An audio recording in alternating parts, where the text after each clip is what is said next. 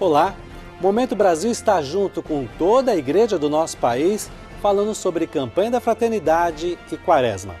Hoje, o bispo Dom Guilherme Werlang, presidente da Comissão Episcopal para o Serviço da Caridade, Justiça e Paz da CNBB, conversa conosco e nos faz entender mais sobre esse tema.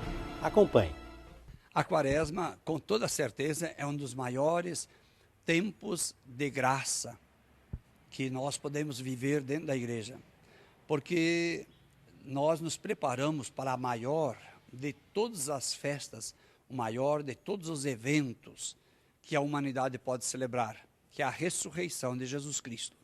Para celebrar este mistério da Páscoa, a vida, a paixão, morte e ressurreição de Jesus, a igreja, desde o início do cristianismo, dos primeiros séculos, devagarzinho foi construindo esse tempo quaresmal de olhar para a vida e olhar o que deve ser mudado, o que deve ser corrigido, que direções, que rumos de vida devem ser modificados para que possamos juntos celebrar com dignidade esse grande acontecimento único para a humanidade, que nos mostra que a nossa vida vai para além da morte, existe uma ressurreição. E aqui no Brasil nós vivemos também um tempo de campanha da fraternidade. A campanha da fraternidade é algo próprio que nasceu no Brasil, que existe no Brasil e que cada ano chama a atenção de um dos grandes problemas sociais, religiosos, onde nós devemos propor uma conversão, uma correção de rumo, uma busca de novos métodos, uma busca de novas formas de viver para que de fato a vida possa ser plena para todos. Então a campanha da fraternidade aborda temas amplos da igreja e da sociedade, para que com a luz da palavra de Jesus Cristo nós possamos viver mais intensamente a nossa fé inseridos neste mundo. A igreja quer mostrar com essa campanha, Dom Guilherme, que ela quer estar junta, quer estar dialogando, quer estar diante de todas as pessoas da sociedade e não só dos católicos? Esse ano nós escolhemos esse tema da campanha da fraternidade em vista dos 50 anos da conclusão do Concílio Ecumênico Vaticano II. Nós lembramos que na década de 1960, já há muitos anos, séculos, a igreja praticamente não estava dialogando com a sociedade, não estava dialogando com o mundo. A igreja sentia-se uma sociedade perfeita e um tanto desvinculada dos problemas novos que o mundo estava apresentando por meio das ciências, por meio da tecnologia. Talvez, isso eu digo talvez, a igreja até sentisse um certo receio, um certo medo de sentar-se à mesa comum da sociedade, das ciências, para dialogar. O Concílio Vaticano II puxa essa conversa e vê que a evangelização é algo que deve ser realizado no mundo. A evangelização não é feita para anjos. A igreja é enviada por Jesus aos homens e mulheres deste mundo. Por isso, não tem como evangelizar se não for ao encontro da sociedade, ao encontro do mundo, numa abertura de diálogo. O mundo deve ser ouvido, o mundo tem valores, tem contravalores, e a igreja tem essa missão de evangelizar, levar a boa notícia de Deus. E por isso, essa interação que a partir do Vaticano II se buscou, nós sentimos hoje de novo a necessidade, especialmente no Brasil, mas o Papa Francisco também já está mostrando isso agora há mais tempo, que essa necessidade existe também no mundo todo, da igreja voltar a dialogar, a interagir com a sociedade, para que os grandes males da sociedade possam ser superados, mas também para que nós estejamos abertos a ouvir a sociedade e, num diálogo franco, poder construir uma dignidade humana sempre melhor. Tantas e tantas vidas que estão sendo sacrificadas, que devem ser salvas. E isso é uma tarefa muito grande.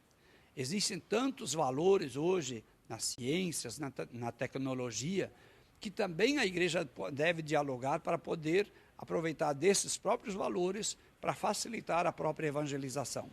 O senhor trabalha na Comissão de Justiça, da Caridade. A igreja também tem que conversar com os políticos, com a nossa política do Brasil? Falar com a política e com os políticos é indispensável.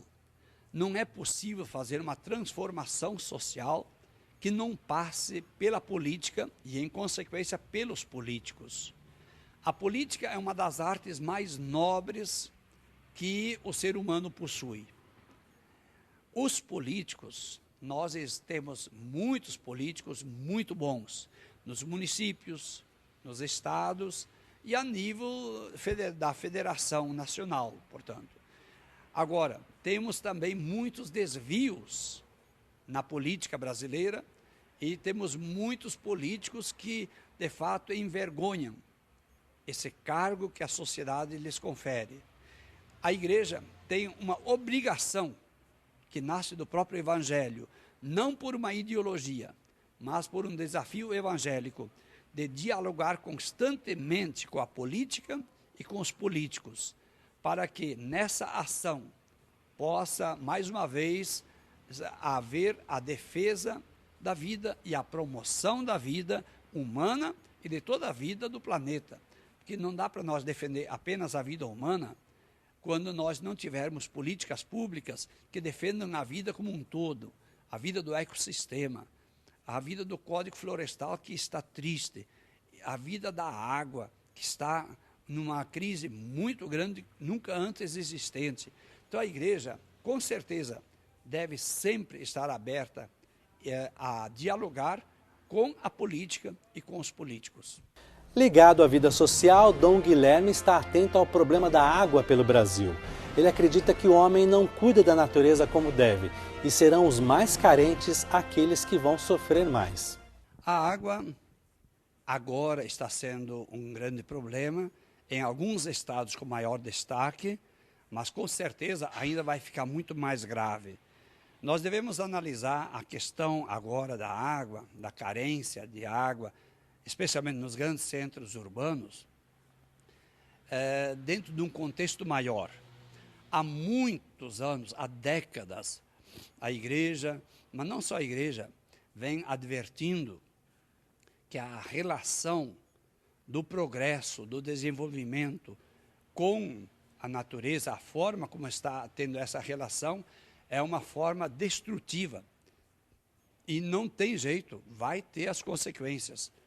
Mas nós temos que também olhar que as chuvas são cíclicas. Dentro da história da humanidade já houve grandes momentos de secas. Então tem essa questão da própria natureza. A atual crise, em grande parte, se não do todo, é provocada diretamente pela ação do homem. Então, com certeza, a água não é apenas um problema. A falta de água, ela é como que a febre no corpo. Ela é um sinal de alerta para dizer está tendo um desequilíbrio. O problema é muito maior, mas infinitamente maior do que a escassez de água agora. Esse aqui é como que um grande sinal que Deus manda, que a natureza manda, de que se nós continuarmos como estamos agindo, não só no Brasil, mas no mundo, nós vamos ter montanhas de dinheiro, mas não teremos condições de vida. Então não resolve construir apenas barragens, enquanto nós continuarmos destruindo toda a natureza. Já está mais do que provado como se formam as chuvas. A ciência tem condições para fazer isso. Como se formam condições de chuva. Os aquecimentos dos oceanos, o aquecimento na terra, a forma como as chuvas estão sendo localizadas em alguns lugares, a destruição da mata amazônica, são muitas coisas. Essa, agora, é apenas uma febrezinha do planeta Terra, que está dizendo, vocês estão me matando, vocês estão me agredindo. Eu, Mãe Terra, eu, natureza, nós estamos doentes, nós precisamos de atenção, nós precisamos de cuidado. Então nós não podemos analisar esse problema da água apenas como falta de chuvas. E nesse sentido eu posso dizer que dentro da questão social que nós olhamos na Comissão Episcopal onde eu presido, é uma questão que está atingindo sempre os mais carentes, sempre os mais pobres. São ribeirinhos que estão sem o rio, são pescadores que não têm o pescado, são os pequenos lavradores, os pequenos camponeses que veem as suas safras frustradas, o êxodo rural que vai aumentar. Então nós temos de fato outros grandes problemas sociais que são decorrência agora dessa questão da água e que vai trazer ainda muitos outros problemas. Com a falta de chuvas e a falta de água, quantas safras estão frustradas? Em consequência, num sistema político-econômico da oferta e procura, na falta do mercado, do produto, com certeza os preços vão subir. Os preços subindo, quem de novo vai sofrer? Novamente serão os mais pobres, os mais atingidos da ação irresponsável dos que governam o Brasil e dos que governam o mundo. Mas passa pela mão de cada um de nós também, não, Guilherme? Na economia, no cuidado com a água, para que os pobres não sofram tanto também. Passa na mão de todos, tanto os pobres, classe média, quanto os ricos, todos nós somos responsáveis. Muitos de nós, infelizmente, ainda jogamos papel, ainda jogamos sujeira nas ruas, que vai acabando nas águas. Ainda existe toda uma política da questão do tratamento dos esgotos sanitários. Então, os nossos rios, nossos córregos nas cidades, nenhum desses hoje tem água que possa ser aproveitada. Então, é uma questão de formar uma nova consciência na sociedade brasileira, de que nós temos que zelar. A água é um bem de todo o ser humano. E a água é um bem de toda a natureza. Todos nós somos responsáveis. Tem que haver uma conscientização do desperdício. Eu li uma matéria um tempo atrás, eu não tenho os dados precisos agora na mente, mas que no Rio de Janeiro, quase mais de 30%, 40% da água tratada é desperdiçada. Então, além da carência de água, ainda existem desperdícios. E depois existe o desperdício dentro de casa, nos banhos, lavar a roupa, no lavar as louças, na limpeza da casa, não se reutiliza a água. Tudo abre-se a torneira. Hoje, como nós temos mais de 80%, 85% do povo brasileiro morando na cidade, se você perguntar a uma criança de onde vem a água, ela vai dizer vem da torneira.